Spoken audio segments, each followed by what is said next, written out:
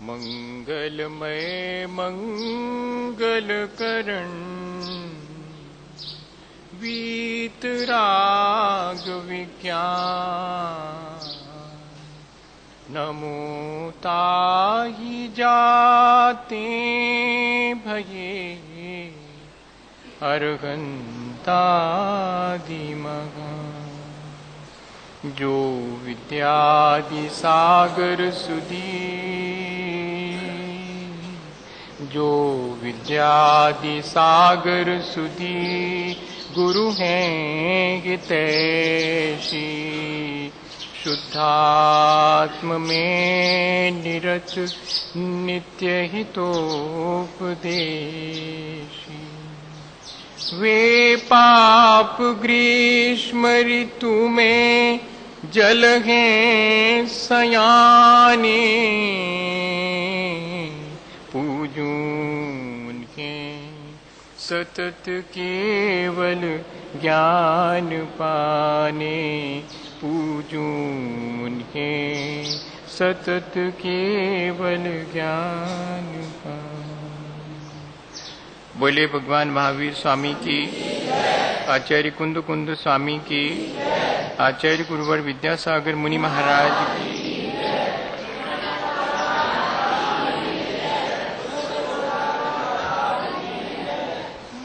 हम सभी लोग अपने जीवन को अच्छा बनाने के लिए निरंतर अभ्यास कर रहे हैं और हमने ये बात बहुत अच्छे से अनुभव कर ली है कि यदि हम अपने मन, वाणी और कर्म इन तीनों की चंचलता को स्थिर कर लेंगे तो हमारा जीवन अच्छा बनने में देर नहीं लगेगी। मन वचन कायिक की जो व्यग्रता है और मन वचन कायिक की जो मलिनता है वो हमारे जीवन को अच्छा नहीं बनने देती।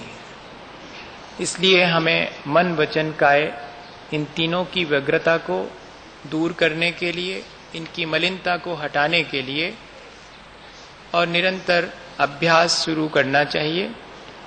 हमें इस तरह का विचार करना चाहिए जिससे कि हमारे विचारों में शांति आए, विचारों की व्यग्रता मिट जाए। हमें इस तरह से कर्म करना चाहिए जिससे कि हमारा मन विकारी न हो पाए, हमारी भावनाएं खोटी न हो पाए। हमें वाणी भी ऐसी बोलना चाहिए जिससे कि हमारा कर्म और हमारा मन ये दोनों ही कलुषित न हो। इस तरह यदि हम अपने मन, वाणी और कर्म तीनों को नियंत्रित कर दें, क्योंकि इंद्रियां और मन ये द्वार की तरह हैं। जैसे कि द्वार से और प्रवेश होता है और हम बाहर भी निकल जाते हैं, भीतर भी आते हैं और उसी द्वार से हम बाहर भी निकलते हैं। जैसे सीढ़ियों से हम ऊपर भी चढ़ते हैं और उन्हीं सीढ़ियों से नीचे भी उतर जाते हैं, ठीक ऐसे ही ये मन और वाणी है। मन और वाणी द्वार या सीढ़ी के समान है। हम इनके माध्यम से ऊंचाई भी छू सकते हैं और हम चाहें तो इनके माध्यम से अपना पतन भी कर सकते हैं। हम चाहें तो इन द्वारों से अपने भीतर गंदगी भी संचित कर सकते हैं। हम चाहें तो इन्हीं मन और वाणी के या कि इंद्रिय और मन के द्वारा हम अपने भीतर अच्छाइयों को भी संचित कर सकते हैं। ये बड़ी कीमती चीज अपन को मिली है। जिनके पांचों इंद्रिय और मन नहीं होता उनके कल्याण का कोई उपाय ही नहीं है, ये ध्यान रखना। इंद्रियां और मन बाधक भी बनते हैं और साधक भी बन जाते हैं। हमें ये बात बहुत गौर से समझनी चाहिए। हम लोग सोचते हैं कि शायद अपने इंद्रियों का दमन कर लेंगे या अपने मन को सप्रेस कर देंगे तो शायद हम अपने जीवन को अच्छा बना पाएंगे, लेकिन ऐसा नहीं है। मन और इंद्रियां दुर्बल भी नहीं होनी चाहिए और मन और इंद्रियां निस्तेज भी नहीं होनी चाहिए। जैसे घोड़ा मरियल हो तो वो घोड़ा कोई काम का नहीं, ऐसे ही ये इंद्रियां और मन घोड़े की तरह हैं। घोड़े को तो हमेशा सतेज और सबल होना चाहिए। इसी तरह इंद्रियों को भी बहुत सचेत और सबल होना चाहिए। बात थोड़ी उल्टी सी मालूम पड़ेगी कि हम तो अभी तक सोचते थे कि इन इंद्रियों को तो जो है बिल्कुल पोषण नहीं करना चाहिए, और आप कह रहे हैं कि इनको सबल होना चाहिए और सतेज होना चाहिए। ये तो उल्टी सी बात समझ में आ रही है। ऐसा नहीं है।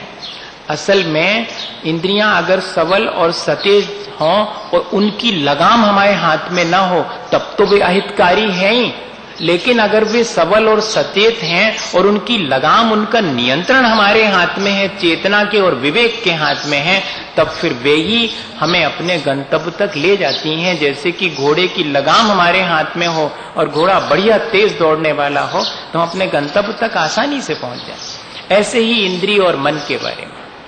इसलिए आज हमें, पिछले दिनों हमने जो बात समझी थी कि इन इंद्रिय और मन के द्वारा निरंतर हमारे अंदर कर्मों का और संस्कारों का आगमन होता रहता है। खोटे और भले दोनों तरह के संस्कार या दोनों तरह के कर्म हमारे पास इकट्ठे होते रहते हैं।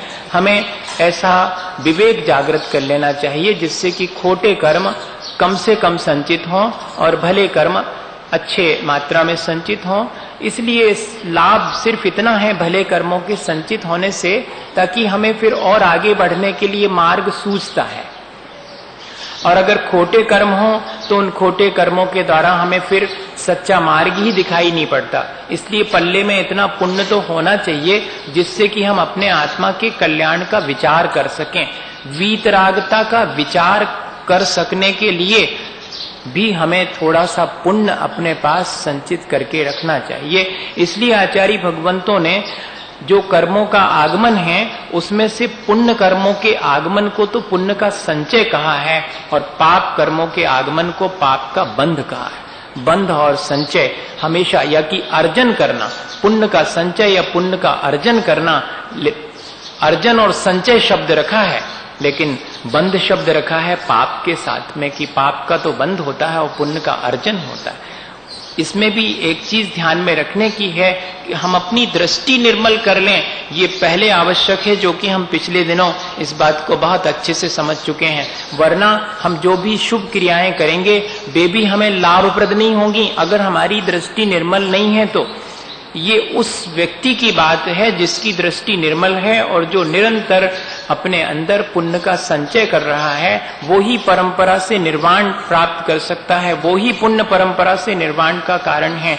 वैसे तो आश्रव संसार बढ़ाने वाला ही है, इसलिए मुझे आश्रव तत्व है ऐसी भावना निरंतर भानी चाहिए और मुझे निरंतर अपने पास आने वाले, संचित होने वाले कर्मों पर रोक लगानी चाहिए।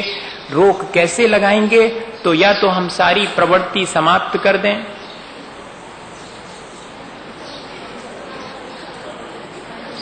बहुत बार ऐसा हो चुका, इसके बावजूद भी और हम लोग सचेत नहीं होते हैं।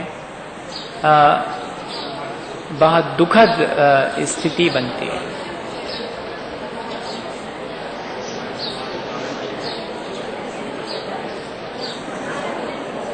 ये बहुत बड़ी मेट्रो सिटी है। हम लोग इतने अधिक सुविधा भोगी हो गए हैं। हम तो पिछले साल चतुर्मास जब शिवपुरी में कर रहे थे तब वहां पर सबसे पहले सारे कनेक्शन और सारे बोर्ड बंद कर दिए गए थे। उनको पैक ही कर दिया गया था कि कोई भी मंदिर के प्रांगण में या मंदिर के हॉल में पंखे का उपयोग नहीं करेगा। उस मंदिर में नहीं आना, आपको मत आए, क्योंकि वहां पंखा नहीं चलता, गर्मी बहुत लगती है। ऐसा सोच के नहीं आना है तो नहीं आए, लेकिन जो भी आएंगे उनको वो सुविधा नहीं मिलेगी। ऐसा मन बना करके ही आए। एक संगी पंचेंद्री हमारे देखते देखते अब काहे का प्रवचन और काहे की सारी बातें, क्या धरा हुआ है इसमें, बताइएगा आप। जिसको कि बहुत मुश्किल से उसने वो पर्याय प्राप्त की होगी, बहुत पुरुषार्थ के द्वारा। संगी पंचेंद्री होना तो आसान चीज नहीं है। पांचों इंद्रिय और मन जिनके नियंत्रण की हम यहाँ बात कर रहे हैं, और हमारे ऊपर इतना भी नियंत्रण नहीं है कि हम अपनी थोड़ी सी सुख सुविधाएं मंदिर के प्रांगण में छोड़ सकें। मन में विचार आता है, लेकिन अच्छा तो नहीं है मेरे ख्याल से। तो फिर भी 9 बार नमोकार करें और आगे से सावधानी रखें कि हम अपनी सुख सुविधा छोड़ करके यहाँ पर बैठेंगे, तभी शायद हम धर्म ध्यान कर पाएंगे। अन्यथा तो ओम शांति। की तो अपन चर्चा कर रहे थे कि प्रवृत्ति ऐसी करें जिससे कि अपना और दूसरे का अकल्याण ना हो। संवर तभी संभव है जीवन में, और संवर और निर्जरा ये 2 ही मोक्ष मार्ग में अनिवार्य तत्व हैं। इन्हीं से हमारा मोक्ष मार्ग बनता है, इन्हीं से हमारा विकास होता है। लेकिन हमारी प्रवृत्ति हमारी अपनी आदत के मुताबिक बन जाती है। हमें आदत हो गई है अपने शरीर को आराम तलबी देने की, और जो व्यक्ति अपने शरीर को जितना आराम तलब बना लेता है, वो व्यक्ति फिर अपने वाणी, मन और कर्म इनको कभी भी नियंत्रित नहीं कर सकता। जैसे कि शराब पीने वाले को एक बार आदत लग जाती है, उसे तो हम खोटी आदत कहते हैं, लेकिन अपनी सुख सुविधाओं की जो अपन को आदत पड़ गई है, उससे जीवों का घात भी हो तब भी हम ध्यान नहीं देते हैं। जैसे कि वो शराब पीने वाला और इसमें कोई ज्यादा अंतर नहीं है, ये ध्यान रखना। वो भी उतना ही अपना और दूसरे का अहित कर रहा है जितना हम थोड़ी देर के लिए इन थोड़ी छोटी छोटी चीजों को सहन नहीं कर पाने की वजह से अपना और दूसरे का भी अहित कर लेते हैं। अब मेरे ख्याल से इस कंपाउंड के अंदर मैं तभी आऊंगा जब यहाँ पर पंखे नहीं चलते होंगे, ये मैंने विचार कर लिया है। अन्यथा मैं इस कंपाउंड के भीतर भगवान के दर्शन करने भी शायद नहीं आ पाऊंगा। मेरा अपना तो निर्णय ये है, आपके निर्णय के बारे में मैं किसी को कुछ भी नहीं बोलता, कभी भी न कहूंगा। आपको जो करना हो वैसा आप करें। मेरा अपना निर्णय तो ये है कि अगर पंखे यहाँ चलते होंगे तो फिर मैं इस कंपाउंड के भीतर ही नहीं आऊंगा, मैं अन्यत्र कहीं दर्शन कर लूंगा और अपना धर्म ध्यान कर लूंगा। मुझे इन छोटी छोटी चीजों से बहुत मन जो है और तकलीफ पाता है कि हम किस तरह अपने जीवन को एक तरफ तो अच्छा बनाने के लिए निरंतर प्रयास कर रहे हैं, और एक तरफ हम अपने इन छोटे छोटे से सुख सुविधाओं को नहीं छोड़ पा रहे हैं। क्या सचमुच हम इतने गए बीते हो गए हैं? हमारा जीवन क्या हमने इतना बिगाड़ लिया है कि कोई हमें निरंतर अपने जीवन को सुधारने के लिए कहता है, फिर भी हमारी भीतर के संस्कार हमारे जीवन को सुधरने नहीं देते हैं? शायद ऐसा ही हुआ, हमने अपनी अज्ञानता से अपने जीवन को इतना अधिक संस्कारित कर लिया है इन बुरी बातों के लिए कि फिर हमारे ऊपर कोई अच्छी बात प्रभाव नहीं डाल पाती है। फिर भी हम प्रयत्न तो करते ही रहेंगे, निरंतर प्रयत्न करेंगे। इस एक घटना से शायद हमारे जीवन में कोई समझ हमारे जीवन में आ सके, तो शायद ये घटना भी हमारे जीवन को परिवर्तित कर सकेगी। ऐसी कितनी घटनाएं हमारे जीवन में हमने देखी होंगी, हमने सुनी होंगी। पता नहीं कौन सी घटना हमारे जीवन को परिवर्तित करेगी, पर ये तो हमारे जीवन को आज बहुत चोट पहुंचा गई घटना। आगे भी जो है मैंने जो निर्णय लिया उस पर मैं हमेशा किसी भी मंदिर में जाऊंगा, अब यही चीज ध्यान में रखूंगा। प्रवचन तो वहीं करूंगा जहाँ की ये पंखे नहीं होंगे, जहाँ जीवों का घात होता होगा वहाँ प्रवचन। भगवान महावीर स्वामी वेस्ट बंगाल में नहीं गए, वर्धमान स्टेशन तक ही उन्होंने विहार किया। जब आचार्य महाराज वहां पहुंचे और पूछा कि इस स्टेशन का नाम वर्धमान क्यों है, तो उन्होंने कहा कि आपके तीर्थंकर वर्धमान यहीं तक आए, उसके बाद नहीं गए। मछली भात खाने वालों को क्या उपदेश देना, क्यों जाएं वहां पर? वो हमारे उपदेश को क्या सुनेंगे? जिनके जीवन में, जिनके आचरण में वो चीज है ही नहीं, उनके लिए धर्मोपदेश का कोई प्रावधान ही नहीं रखा आचार्य भगवंतों ने। धर्मोपदेश तो उन्हीं के लिए है जिनकी कषाएं मंद हैं, जिन्होंने अपने इंद्रिय और मन को जीतने के लिए संकल्प ले लिया है। भैया यही प्रक्रिया तो आज अपन को समझनी थी कि कैसे हम जो अज्ञानतावश अपने संस्कार खोटे हमने बांध लिए हैं, उन संस्कारों को कैसे कमजोर बनाएं और कैसे हम उन संस्कारों को नष्ट करें जिससे कि हमारा जीवन और अच्छा बन सके। खोटे संस्कारों की वजह से हमारा जीवन नष्ट हुआ है। अपनी अज्ञानता से हमने खोटे कर्म बांधे हैं और उन खोटे कर्मों के परिणाम स्वरूप हमारा जीवन और इतना कहना चाहिए पतन की तरफ चला गया है।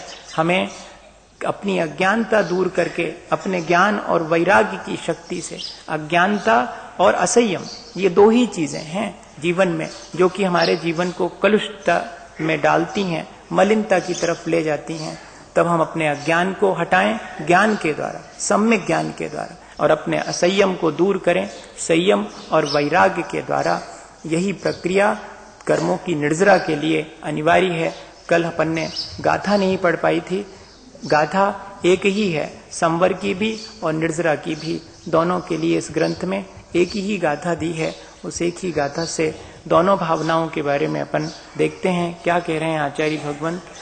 मन वयन काय गुत्तिन दियस समिदिषु अपमत्तस्य आसवदार निरोहो नवकम्मरया सवो न हवे। वे गुप्तियो समिति पालक अक्षजेता ओ अप्रमच्च परमात्म तत्ववेता। हैं कर्म के विविध आश्रवरोध पाते, हैं भावना परम संवर की निभाते।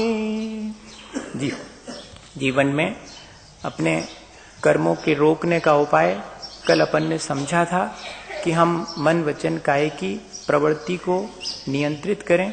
यदि मन वचन काया की प्रवृत्ति को पूर्णतः नियंत्रित नहीं कर पाते हैं तब हम सावधानी रखें, ऐसी प्रवृत्ति करें, बोलें तो जिससे दूसरे का अहित न हो, चलें तो प्राणियों का घात न हो, दया के भाव रखे हम फिर चलें।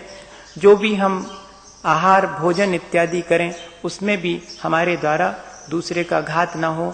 जब तब ज्ञान ध्यान और सेवा के लिए हम भोजन करें। करना तो सभी को है जीवन के धारण करने के लिए, लेकिन इस जीवन से करेंगे क्या? इस भोजन को करके मैं जब तब ज्ञान ध्यान और सेवा करूंगा, ऐसी भावना से करें। लें दें उठाएं धरें तो जीवों का घात न हो, इस तरह का विचार बना रहे। अपनी विकृतियों का विसर्जन भी करें तो दूसरे को क्षति न पहुंचे, ऐसी सावधानी अपनी प्रवृत्ति में रखें। ऐसी बात अपन ने कल विचार की थी। उत्तम क्षमा आदि जो 10 धर्म हैं वे हमारे जीवन में धीरे धीरे आवें। हम अपने जीवन को सहिष्णु बनाएं, हम निरंतर तत्व का विचार करते रहें और अपने आचरण को अच्छा बनाएं। ये सारी चीजें हमारे पुराने संस्कारों को नष्ट भी करती हैं और नए खोटे संस्कारों को रोकती भी हैं।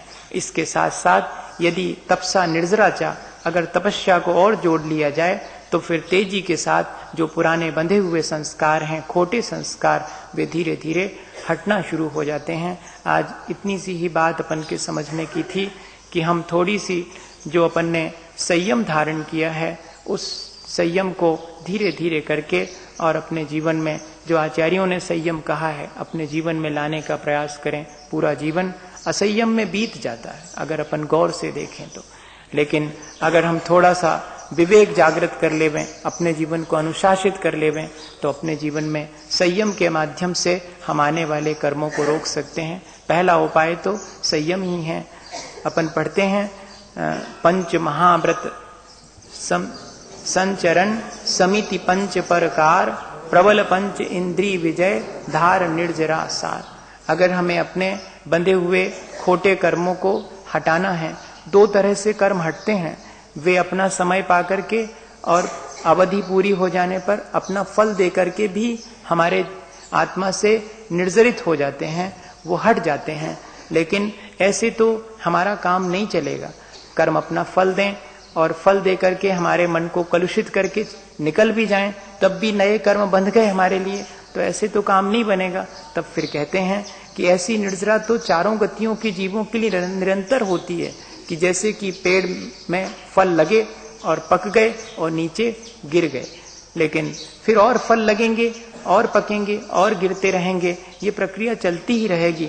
इसलिए एक ऐसी निर्जरा जो तपस्या के द्वारा होती है, अविपाक निर्जरा जिसको कहते हैं, ये कहलाती है सविपाक। अपना फल देकर के कर्म झड़ जाते हैं वो सविपाक निर्जरा है, जिनको हम समय से पहले अपने पुरुषार्थ के द्वारा, अपनी तपस्या के द्वारा और नष्ट कर देते हैं, बिना फल लिए हुए नष्ट कर देते हैं, वो कहलाती है अविपाक निर्जरा। यही अविपाक निर्जरा अपने लिए उपादेय है।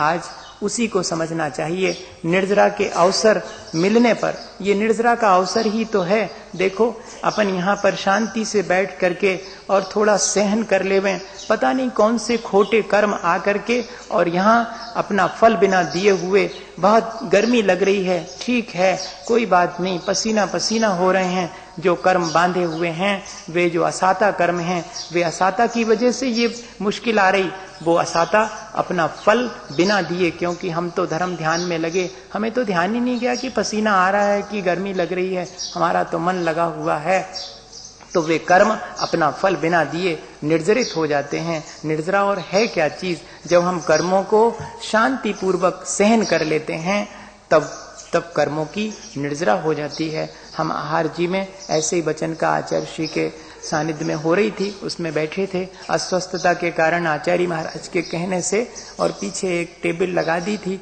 जिससे बीच बीच में टिक जाया करते थे। बीच में निर्जरा की बात चली तो हमने आचार्य श्री से हाथ जोड़ के कहा कि महाराज निर्जरा समझ में तो आती नहीं है, कैसे निर्जरा हो जाती है, अपन को दिखती कहाँ है, कर्म बंध भी नहीं दिखते, ऐसा कुछ बताओ जिससे कि मालूम पड़ जाए कि हाँ निर्जरा हो गई अपने कर्मों की, कैसे मालूम पड़े। तो आचार्य श्री एकदम तुरंत बोले, ठीक से बैठो, पहले क्या टिक करके बैठे हो। हमने कहा कि बताओ, मन ही मन में सोचा कि आचार्य महाराज ने तो कहा था कि असुविधा होगी, 2-2.5 घंटे वचन का में बैठना पड़ेगा, थोड़ा टिक जाया करे, इसलिए रखवा ली थी। अब ठीक है कोई बात नहीं, गुरुजी की जैसी आज्ञा, इसमें बुरा मानने की तो बात ही नहीं है। तो अपन ऐसे सीख बैठ गए। 5 मिनट के बाद हंसने लगे, बोले क्यों घुटनों में दर्द होने लगा? मैंने कहा होने लगा। बोले देखो कर्मों की निर्जरा हो रही कि नहीं हो रही? अभी तक तो नहीं हो रहा था, अब असाता जो बाद में आने वाली थी वो तुम्हारे पुरुषार्थ से पहले आ गई और आकर के घुटनों में दर्द हो गया, असाता के उदय में हुआ है, पर तुम चुपचाप वचनका में मन लगाए हो, इसलिए वो अपने आप अपना फल बिना दिए और नष्ट होती चली जा रही। पता नहीं कब ये असाता का उदय आता और तकलीफ पहुंचाता, तुम्हारे अपने परिणामों से ये तुरंत हट गया। ऐसे निर्जरा के हम चाहें तो उपाय आसानी से कर सकते हैं। 5 महाव्रत कोई धारण करे या कि अनुव्रत धारण करे तब भी निर्जरा होती है। आचार्य भगवंतों के ने क्या लिखा? सम्यक दृष्टि श्रावक विरतानंत वियोजक दर्शन मोह क्षप कोप शम कोप शांत मोह क्षपक क्षीण मोह जना क्रमशो असंख्य गुण निर्जरा। ये 11 स्थान है निर्जरा के। एक सम्यक दृष्टि के मिथ्या दृष्टि की अपेक्षा से ज्यादा निर्जरा होती। अगर अपनी दृष्टि निर्मल हो जाए तो निर्जरा होना शुरू हो जाएगी। दृष्टि निर्मल होने के बाद फिर अगर अपन अनुव्रत धारण कर लेवें, श्रावक बन जावें तो और निर्जरा हो जाएगी, और मुनि व्रत धारण कर लेवें तो और निर्जरा होती। और अगर अनंतानुबंधी कर्म की विसंयोजना करने लगे, उपशामना और क्षपणा करने लगे, आज वो तो संभव है नहीं, पर इतना तो संभव है कि हम दृष्टि निर्मल कर सकते हैं, श्रावक के व्रत धारण कर सकते हैं और मुनि बनने की भावना भा सकते हैं। इससे भी कर्मों की निर्जरा का रेट बढ़ जाता है। लिखा ये है कि कोई एक श्रावक भोजन, कोई एक सामान्य व्यक्ति ध्यान करते समय जितनी कर्मों की निर्जरा करता है, एक श्रावक भोजन करते समय 5म गुण स्थान बढ़ती अनुव्रति उससे कई गुनी निर्जरा कर लेता। एक सम्यक दृष्टि है जिसके कोई व्रत नहीं है, वो जब आत्मा का ध्यान करे तब जितनी निर्जरा होगी उतनी निर्जरा एक त्यागी व्रती ग्रह व्यक्ति के लिए, श्रावक के लिए भोजन करते समय हो जाएगी। और एक जो है ध्यान में लीन है कोई श्रावक, उसको जितनी कर्मों की निर्जरा होगी उससे असंख्यात गुनी मुनि महाराज को भोजन करते समय हो जाएगी। ऐसा लिखा हुआ है, क्योंकि उसके अपने कषायों की कमी हो गई है। अच्छा देखना या कि बुरा देखना, दोनों हमारे हाथ में। आंख के द्वारा जिनवाणी का स्वाध्याय भी किया जा सकता और आंख के द्वारा दूसरे के दोष भी देखे जाते हैं। जो करना हो वो हमारे ऊपर निर्भर है। कान के द्वारा जिनवाणी के 2 शब्द भी सुने जा सकते हैं और इन्हीं कानों के द्वारा दूसरे की निंदा भी सुनी जा सकती है। भैया ये 5 इंद्रियां हमें मिली हैं, इनका हम अगर सदुपयोग करना चाहें तो वही सदुपयोग निर्जरा में कारण बनेगा, और अगर हम दुरुपयोग करें तो कर्मों का बंध तो 24 घंटे एक भी क्षण ऐसा नहीं है संसारी जीव को जबकि कर्मों का आश्रय ना होता हो। बस इतना ही विवेक है कि मुझे उन कर्मों के आश्रय को कैसे जो है शुभ में कन्वर्ट कर देना है और अशुभ से बचा लेना है, और जो अंदर पड़े कर्म हैं उनकी भी निरंतर निर्जरा करते रहना है। इतना काम करने के लिए ये सारी चीजें हैं कि हम अपने जीवन को अनुशासित करें, अपने इंद्रिय और मन का सदुपयोग करें। और तपसा निर्जराचा, तपस्या के द्वारा निर्जरा होती है। तपस्या कोई बहुत बड़ी चीज नहीं है। अपन चाहें तो अपनी थोड़ी सी आत्म जागृति कर लेवें तो अपने अंदर तपस्या आ सकती है। इच्छाओं का नियंत्रण कर लेना ही तपस्या है। कम से कम खोटी इच्छाओं की पूर्ति नहीं करेंगे, इतना तो कर ही सकते हैं। जो अच्छी इच्छाएं हैं उन्हीं की पूर्ति करेंगे, जिनसे अपना कल्याण होता है उन इच्छाओं की पूर्ति तो करेंगे, और जिनसे अपना और दूसरे का कल्याण होता है उन इच्छाओं की पूर्ति नहीं करेंगे। इसमें तो कोई बहुत बड़ी बात नहीं है। हम दूसरे के लिए भी कुछ अपने सुखों को छोड़ देंगे। अगर ऐसा भाव अपने भीतर आ जाए कि दूसरे के लिए अपने सुख को छोड़ना है, तब भी बहुत कर्मों की निर्जरा कर सकते हैं। हम थोड़ा सा दुख सहन कर लेंगे दूसरे के सुख के लिए। ये क्या चीज है? ये भी तपस्या है, थोड़ी पोड़ी नहीं, सैक्रिफाइस है। दूसरे के अपने परिवारजनों के सुख के लिए अपना सुख छोड़ दिया, इसमें भी कर्मों की निर्जरा होती, अल्प होती है। लेकिन धीरे धीरे अगर ऐसा ही करेंगे तब जाओ, आपको मंदिर जाना है, हम तो मंदिर जा नहीं पाते हैं, आप मंदिर जाओ, वहां धर्म ध्यान करना, बाकी तुम निश्चिंत रहना, घंटे भर बाद लौटना, अच्छे से प्रवचन सुन के बाकी काम हम कर लेंगे, फिर एक आध दिन हम चले जाएंगे, तब तुम संभाल लेना। ये क्या चीज है? ये सैक्रिफाइस है। और इसमें कर्मों की निर्जरा कर रहा है वो व्यक्ति जो यहां आकर के बैठा है निश्चिंत होकर, 1 घंटे की घर का काम किसी और ने संभाल लिया, वो तो निर्जरा कर ही रहा है। जो वहां घर का काम कर रहा है और आपको यहां मंदिर में भेज रहा है, वो अपने परिणामों से वहां बैठा बैठा कर्मों की निर्जरा कर रहा है। भैया उसने त्याग किया है आपके लिए। ये बहुत छोटा सा उदाहरण मैं आपसे कह रहा हूं। ये तपस्या है, छोटी मोटी चीज नहीं है। तपस्या को अपन सोचते हैं कि बहुत बड़ी चीज है। जब हम 4 प्रकार के आहार का त्याग करेंगे या अल्प आहार ग्रहण करेंगे, रस परित्याग करेंगे, वृत्ति पर संख्यान लेंगे, अकेले एकांत में और ध्यान तप इत्यादि करेंगे, कायोत्सर्ग करेंगे, विनय रखेंगे, प्रायश्चित करेंगे, ये तो 12 प्रकार के तप हैं ही। लेकिन ये जो एक दूसरे के लिए जब हम सैक्रिफाइस करते हैं, त्याग करते हैं, अपनी सुख सुविधाएं छोड़ देते हैं, भौतिक सुखों को छोड़ देते हैं, काय के लिए? नहीं, दूसरे के लिए मैंने अपने भौतिक सुख छोड़ दिए, उसी को थोड़ा चेंज कर लें। अपने आत्म कल्याण के लिए मैंने भौतिक सुख छोड़ दिए। अभी तो मैं अपने स्वास्थ्य की वजह से बहुत सारी चीजें छोड़ देता हूं, लेकिन अब अपने आत्म कल्याण के कारण मैं इन चीजों को नहीं खाऊंगा। ऐसा विचार कर लेवें तो तपस्या होना शुरू हो जाती। और सबसे एक और आसान उपाय है, मैं अभी सुबह सुबह किताब पलट रहा था, भूल गया था मैं अचानक, लेकिन याद आ गया मुझे। लिखा हुआ है कि जो व्यक्ति पंच नमस्कार मंत्र का सोते खाते पीते आते जाते बोलते चालते हर अवस्था में स्मरण करता है, वो असंख्यात गुनी कर्मों की निर्जरा करता है। और सूत्र का स्वाध्याय करना, सम्यक दर्शन ज्ञान चारित्राणि मोक्ष मार्ग, इस सूत्र का ध्यान आ गया दिन भर में 10 दफे, मानिएगा कि असंख्यात गुनी निर्जरा का एक उपाय अपने भीतर आ गया। सच्चा मार्ग तो यही है, सम्यक दर्शन ज्ञान। और कुछ नहीं आता, चलो इतना ही आता है। तो जो आचार्यों ने सूत्र कहे हैं उन सूत्रों का निरंतर चिंतन करते रहना। और नहीं आता है सूत्र तो पंच नमस्कार मंत्र बार बार याद आ जावे। थोड़ा काम कहीं से फुर्सत मिली, चलो नमोकार मंत्र का ध्यान आ गया, नमो अनंताणम, मन ही मन में, उससे असंख्यात गुनी कर्मों की निर्जरा होगी। भैया पुराना हिसाब है, अपन को ही चुकाना पड़ेगा। अज्ञानतावश जो है अपन ने बहुत सारे कर्मों को संचित कर लिया है, उनको ज्ञान पूर्वक और वैराग पूर्वक हम धीरे धीरे करके हटा दें। लेन देन चुकता करने के लिए तो समता परिणाम या कि शुभ प्रवृत्ति, 2 ही चीजें हैं। या तो समता रहे और या कि परिणाम निर्मल रहें, शुभ रहें। कोशिश अपनी पूरी यही रहे कि परिणाम खोटे ना हो पाए, तभी हम पुराने कर्मों का हिसाब चुकता कर पाएंगे।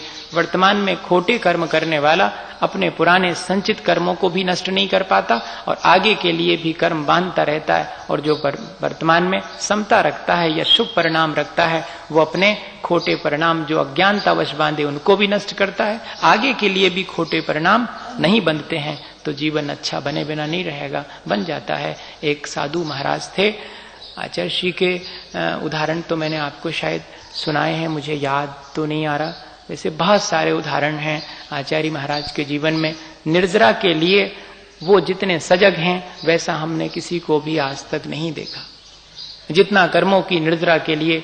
मुझे एक उदाहरण याद आता है, मैंने सुनाया भी था, शायद फिर से सुनाए देते हैं। अम्बाड़ा में हम लोग अचानक जो है रास्ता, जब मुक्तागिरी जा रहे थे तो पूरा संघ था वहां रास्ता समझ में नहीं आया तो आगे बढ़ गए, जहां जाना था वहां ना जाकर के और बहुत आगे निकल गए और अम्बाड़ा पहुंच गए 9 किलोमीटर दूसरे रास्ते पर चल करके।